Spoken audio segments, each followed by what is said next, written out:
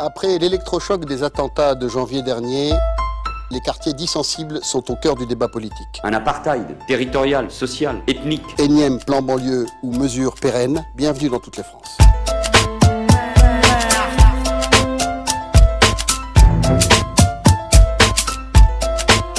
Parce que l'urgence aujourd'hui, c'est pas le droit commun pour les jeunes des banlieues. Est-ce que devenir comme tout le monde. Exactement.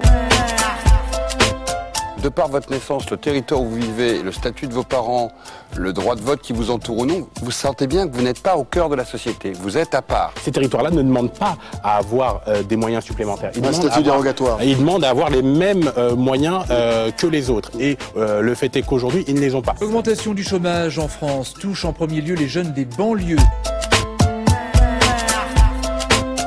Dans les banlieues, il y a des gens qui ne sont pas forcément plus bêtes ou plus connes que les autres, mais qui ont moins de rêves, moins d'opportunités, moins de bagages, moins de gens derrière eux, moins de gens pour les conseiller, moins d'ouverture. Les banlieues n'ont besoin que d'une chose. On ne se plaint pas d'avoir pour voisins Mouloud et Mamadou. Je suis ravie d'avoir pour voisins Mouloud et Mamadou. Ce que je veux, c'est juste pouvoir travailler, m'occuper de ma famille, partir en vacances.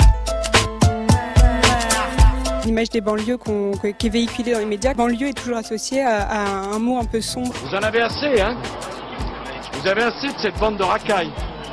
On va vous en débarrasser. Il y a des gens qui se bougent, il y a des gens qui sont sur le terrain tous les jours, il y a des gens qui travaillent, il y a des gens qui aident, qui sont là, et etc. Ils ne sont pas valorisés dans les médias. Et qui ne sont pas valorisés dans les médias. Donc, il y a peut-être 30% de gens qui foutent le bordel, et ben on a l'image que sur les 30%.